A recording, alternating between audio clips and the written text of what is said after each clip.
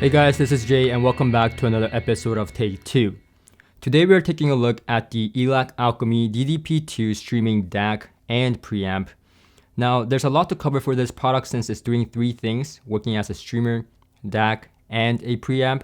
So if you want to dive a little deeper into what this unit is capable of, I suggest you read a review written by Brockhouse on July 1st, 2020. You can do so by visiting SoundStageSimplifi.com or by clicking on the link below this video. The DDP-2 as a streamer, DAC, and preamp is priced around $3,100 USD, but currently price seems to have been brought down to $2,500 USD, at least in the US.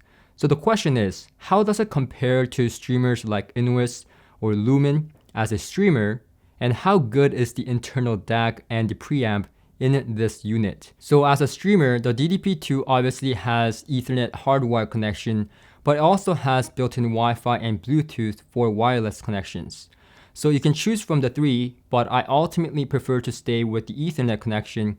Wi-Fi and Ethernet connections were very comparable in sound, and the Bluetooth sound a little bit muffled and grainy in comparison to me. Now this makes sense because the Bluetooth in the DDP-2 does not support advanced Bluetooth codecs. Now I am confused why they even included Bluetooth functionality in this case, but I guess it was just put in there for quick connection in case the Wi-Fi or the Ethernet were down at your house, and just for the sake of easy convenience. And aside from the unit supporting virtually every connection available, it also supports virtually every third-party streaming software protocols. The unit is room ready. It supports Apple AirPlay, Spotify Connect, and UPnP DLNA. Now, oddly enough, while it supports almost every third-party streaming apps out there, it doesn't have one on its own, like most streamers do. Also, very quickly, it also has a built-in headphone amplifier, which I found to be quite pleasant sounding, with a lot of body and warmth to the sound. I mostly used it with my Sennheiser HT600, which I find to be a neutral sounding headphone and great for testing out sound signature of headphone amplifiers. In terms of connections, there's a ton. There is RCA and XLR balanced outputs. There is also RCA unbalanced inputs and XLR balanced inputs as well. And also there's two optical toslink and two coaxial RCA SPDIF inputs and XLR AS-EBU inputs, a USB Type-B, and two inter-IC sound inputs, one 5-pin mini DIN and one HDMI for connection to CD transports, which is inherently jitter-proof. Now the cool thing is that the streamer module is connected to the internal DAC of the unit using the jitter-proof 2 inter-IC sound connection. 3 of them, each one dedicated to the Roon, Bluetooth, and AirPlay or UPnP. The DAC section uses dual AKM4493 EQ DAC chips in balanced configuration. It also has digital filters to fine-tune the streamer to your system. The choices are the linear phase fast roll-off, linear phase slow roll-off, minimum phase fast roll-off, or minimum phase slow roll-off. For each of these, resolution enhancement can be turned on or off.